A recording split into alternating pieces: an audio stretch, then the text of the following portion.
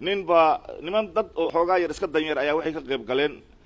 munaasabad oo zab ka jirtay oo dad xoogaa VIP ah ka soo wada qayb galay nimankii VIP da ahayd waxaa la fariisiyay meel gaar ah dadkii yar ee masaakiinta ahaa ee xoogaa yarna kadinka yaroo meel ah ayagana ay fariisteen markaasaa waxaa dhacday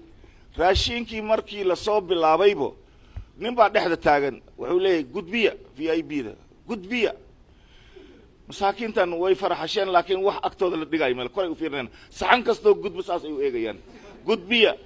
caanihii waa socdaan qudaartii waa socotaa hilbihii waa socdaan bariiskii gudbiya markay dhammaatay ee dadkan ay iska yaaban yihiin kiina dhexda uu taagan yahay ilaahay amarkiisa meeshiiba hal mar waxaa soo booday bahal masoo madaxiisa meeshuu la egi aad yaabaysid markaasuu sidaa yidhi kii dhexda taagnaa gudbiyada uu ku jiray ayaa argagaxay war waa maxay maskaan nimankii waxay yidhaahdeen iska gudbino waa la yidhi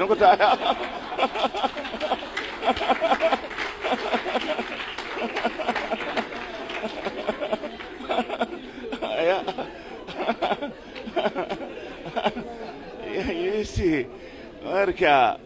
waxa waaye dadka waxa haysto in la idin soo gudbiyo ka baqa waxyaabaha qaarkooda idinka hadda isku koobtaan ogaada inta kalena niyad xumo darteeda ayadan dhibaatadeeda ay keeni kartaa ogow sheekaa jirta hadda ka hor hadduu qof gaajaysan yahay dariskaaga u yahay hurdo fiican saad ku hurdo way adag tahay inaad basashaada carafteeda anigana sanka iga soo gashay habeen weliba anigan aan meesha aanan gaajo aan la jiifo nabad inaad ku seexato ha sugin bahashaan waxay ku fiican tahay hadday beertaada ku barwaaqaysan tahay beeraha kalena xoogaa inay wax ka baxaan isku day oo aad gacan siisid waa diiday soo maa daanyeer aduu ku imaanaa tuug aduu ku imaanaa doonfaar aduu ku imaanaa gomme aduu ku imaanaa shimbir aday ku imaanaysaa wax allaale wixii dhibaato wadoo dhan aday ku soo aadayaan marka dadka xoogaaga haysto idinka keliya nolosha ha isku koobina Soomaaliya waxaa la yiraahdaa hadda laba waxay noqotay dabaqad sare iyo dabaqad hoose dabaqad dhexe ma jirto waa in la soo celiyaa dabaqada dhexe hadda ka hor waxaa dhacday aniga jaamacad dhiganayo wiil yar baa osigoo shabeel hadda war uma haysaan quruxday laan jirtay sidan hadda u burbursan ma ahayna wiil yar oo ag fadhiyo oo koola cabayo waxaa la yiri kooladan maxaa kugu kalifay wuxuu yiri waxba igu kalifay sheeg bal markaasuu yiri aniga aroortii markaan soo kaco waxaan arkayaa wuxuu yiri wax aniga aan indhahayga markaan aniga aan arko aan ciishooday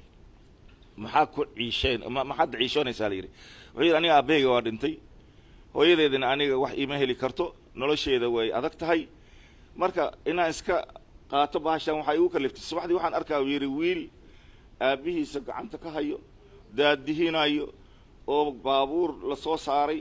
uu ka degaayo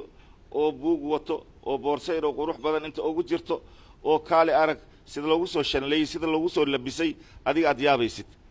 anigana niyad xumadayda halkaanan waxa aan wato kan waxaan ku bedesho male marka si aanan ugu mashquulin oo aniga aanan u eegin ayaa waxaan u cabayaa kooladan si aan adduunka iyo maskaxdayda meel kale iyo hawo kaleba marka wuxuu yiri markaan kooladan aan cabo dadka dhan ana ugu sareeyo yiri marka sida marka waxa waaye dhibaatadeeda ay leedahay waana runtii wadankan meelaha loo baahan yahay maalgashiga wadanka xoola ayuu maanta ku hodantinimadiisu ay tahay beeraha maxaa la dhihi jiray ee badda wax allaala khayraadkeena annaga waxaa noo qaata cadowgeena badda ugu dheer afrikaan leenahay waana ka gaajaysannahay maalin walbana billions baa laga soo saartaa oo kalluumaysi sharci darro iyo wax aanan la qaadan karin burcad badeed la sheegayo oo aanan Soomaaliya kaliya ee aanan adduunka